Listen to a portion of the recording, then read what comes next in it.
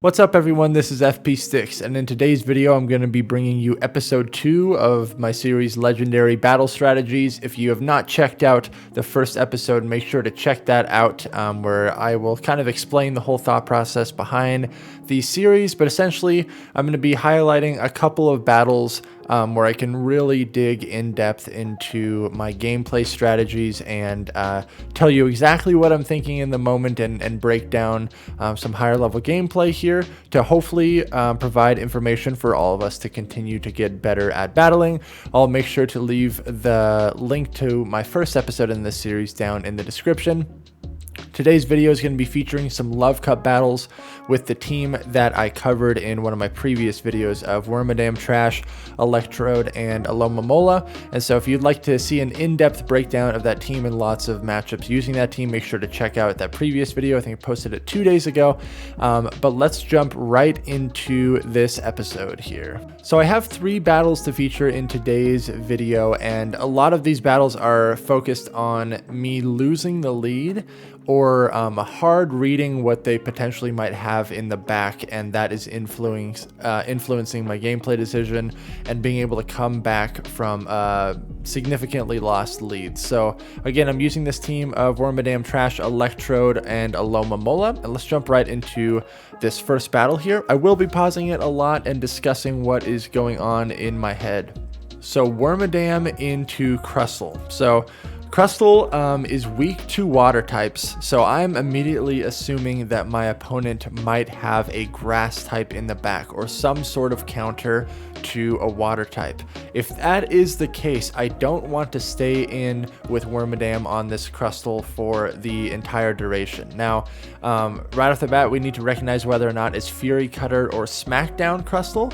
But in general, this is not the best matchup for Wormadam, and it's not a matchup that I want to stay in immediately. So it is a Smackdown Crustle, which is why I swap immediately into my safe swap of Electrode. The whole point of this is to bait out a potential grass type in the back. My team is double weak to grass in the back. So if there is a grass type, most likely it's going to come out onto the Electrode right now, because not only is grass good against Electrode, but that would also allow my opponent to avoid my Wormadam with their grass type. So it's kind of a win-win scenario. So I'm going to swap here and see what they want to do. They are continuing to stay in. So now I'm really thinking that there is not a grass type in the back. So I'm hoping that my Alomomola in the back should have some play. I highly doubt that my opponent is going to stay in that matchup the entire time, and they don't. They actually end up bringing in their Clefable here.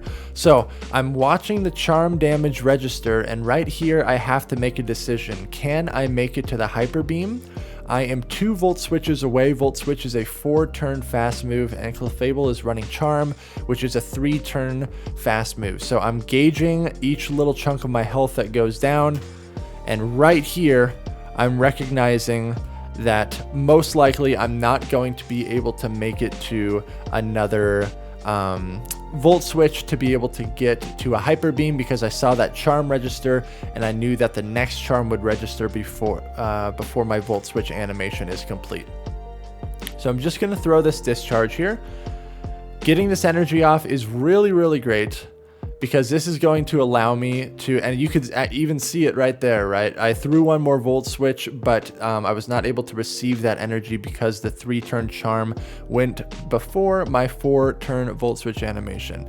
Getting that discharge damage off is really, really nice though, because now my Wormadam is going to be able to come in and get a pretty hefty farm. Wormadam with energy is able to threaten that Crustle because Iron Head is going to hit for super effective damage. So I'm going to wait out my switch clock here a little bit, just to ensure that when that Crustle does come in, that I'm not switch locked against it. And you can see even the switch clock up right there, there's still like 10 seconds left on it.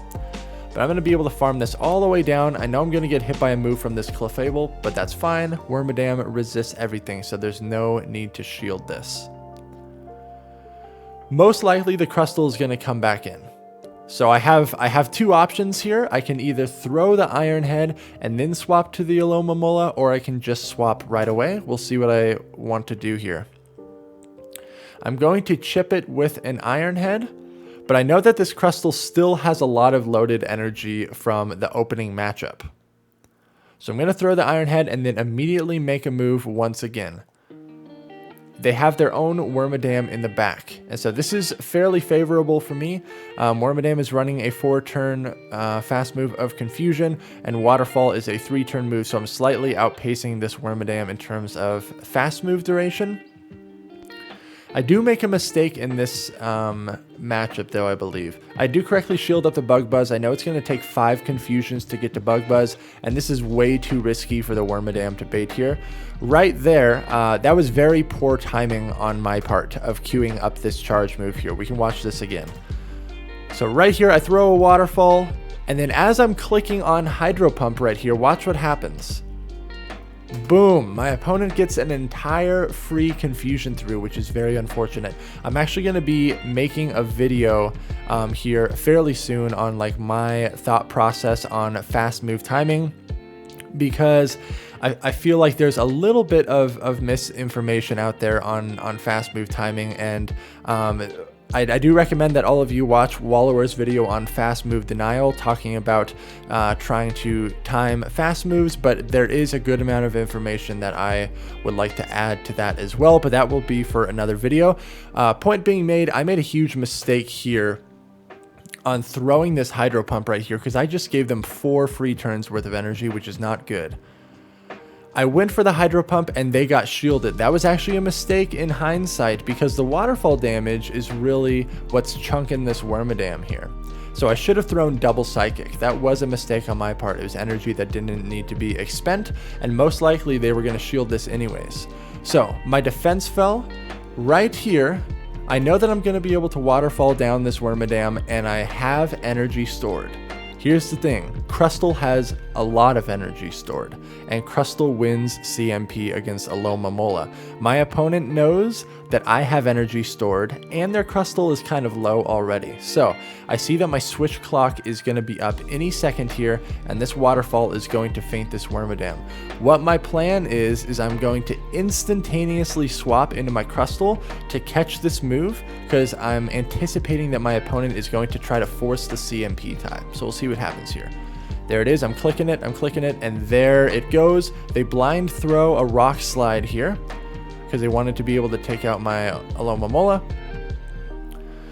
They might have even undercharged that Rock Slide. I'm not sure if that was full damage, but this allows them to get even a little bit more farm. But at this point in time, they don't have enough energy to get to a charge move that would knock me out. And so I'm able to land this Psychic to take out the Crustle there. So I definitely made some mistakes in there by throwing the incorrect charge moves when they still had shields and poor fast move timing, but able to come back from that lead. And that play at the end is really what won me the game.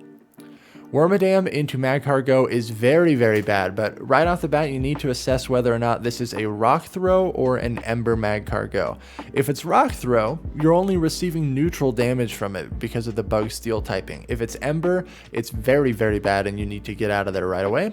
But if it's Rock Throw, the Iron Head will be hitting for decent neutral damage here. So assess the situation. It is Rock Throw. It's a 2-turn fast move, so they're getting 2 Rock Throws for every one of my Confusions. I get to this Iron Head before they're able to get to a charge move, so this kind of puts me in control of who has to shield for first or who wants to make the first move. No matter what, I am going to swap into my Electrode here, because once again, Magcargo is extremely weak to water. And so I'm anticipating that my opponent is going to have some sort of a water counter in the back. It could be their own Electrode, it could be a grass type. Either way, I want to get it onto the field so I can further understand where I want to spend my shields and where I want to go with this match. So I'm going to instantly swap. They're going to commit energy here. I'm for sure going to shield this because energy on Electrode is very valuable. But there's no way that they're going to stay in here right here, because they would not get to another charge move. It's a Wigglytuff. Now, I'm going to build up to Hyper Beam's worth of energy. Wigglytuff is again running Charm.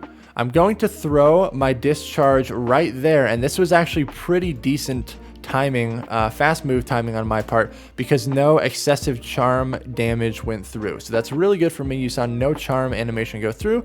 Gonna throw this Discharge. I get a shield. So at this point, I have two options, and this is all contingent on me watching my health bar and in this situation being able to read what is the correct move. I'm 2 volt switches away from getting to a hyper beam. Wigglytuff's charms do less than Clefable's, so as I'm watching my health bar here, I'm noticing that I can get to a hyper beam. I'm only going to be able to throw 1 charge move anyways, because I would not get to 2 more discharges. So I'm going to go for the hyper beam. And my opponent does not want to commit both of their shields, so I have regained switch advantage. We're literally surviving with 1 HP. This is absolutely huge because my Alomomola is able to get aligned with this Magcar Go. It's an extremely hard counter. And then my Wormadam doesn't have to see it. In the back is what? Most likely another Charmer, right? In the back is another Charmer. So they ended up not having any grass at all or any water counters at all. That person opted to run a fire lead and double charm in the back, but it was still very important that I made that aggressive move with the electrode, just to give me the sense of security that there would not be a super hard counter to a water type in the back. Winning switch in the secondary matchup was absolutely huge, but even if they would have shielded that, I would have had a shield advantage going into the conclusion of that match. Their Magcar Go was low, and a Alomomola up a shield would have actually been able to sweep the rest of that match there. So electrode on the safe swap really giving me an advantage in that match. We have one more battle here. Wormadam into Talonflame. This is not a matchup you can stay in at all. It's absolutely terrible. The fire spins are going to be hitting for double super effective, and the confusion damage is only going to be hitting for neutral. So I got to get out of here immediately into my electrode. Out comes Scrafty. They were also very fast to this swap. This is not good for me at all, because this is a matchup that Scrafty can win in all even shielding scenarios, but the key word is even shielding scenarios there. I correctly shield up a foul play, which is very huge for me. I do not get power up punch baited.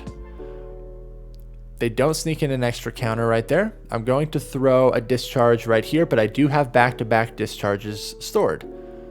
They shield the first one. I'm going to throw a volt switch and then throw one more discharge. They do get a counter through there, which is unfortunate. I'm really hoping to win switch advantage. This is pretty much the only shot I have at winning the game. Because they let that move through, and I'm realizing that my volt switch damage is going to be registered right after this charge move, I'm actually going to shield up this electrode at this low of health. Even though I know this is just a power-up punch, the only shot I have at winning this game is to regain switch advantage, because Wormadam is useless against the Talonflame. So here's one of the main things. If you hard lose the lead and you hard lose like switch advantage, there's very little play that you have. So it is very dependent on this secondary matchup of you either need to win switch advantage or get a shield advantage coming out of this. So in this scenario, I opt to win switch, even though I have to be completely out of shields. Oh, they actually did go for the foul play, but the volt switch damage registers, and so I'm able to take them out. Okay, here's a mistake right here. I have a discharge stored. In the heat of the moment, I'm recognizing that my electrode is very low health, and so I am very antsy to click this discharge energy, but watch what my opponent does here. My opponent brings out their own electrode, and in hindsight, after reviewing this, as you will see, I will be able to get 2 more volt switches through, which means I would have been able to get to Hyper Beam because I survived that volt switch and then I survived this volt switch. I would have been able to get to Hyper Beam if I wasn't so, nervous to click that move. But it was a tough call in the heat of the moment for sure. Out comes the Talonflame, and because I won switch advantage, this game is very much in my hands at this point. They have a shield, but there is no point at throwing energy onto this Talonflame. I'm going to farm this all the way down because I want all of this energy to be able to dump onto the electrode in the back to burn that final shield.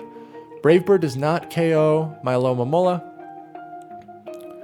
And so double psychic is for sure the play here, just to try to burn shields. They get a volt switch upon entry, which is not ideal, but It's all right.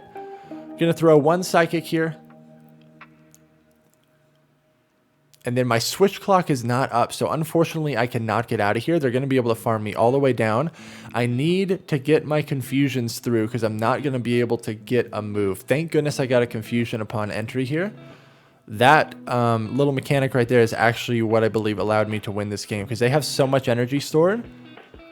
Here comes another discharge, but I will survive it. One more confusion needs to go through, and that will be enough to KO this electrode.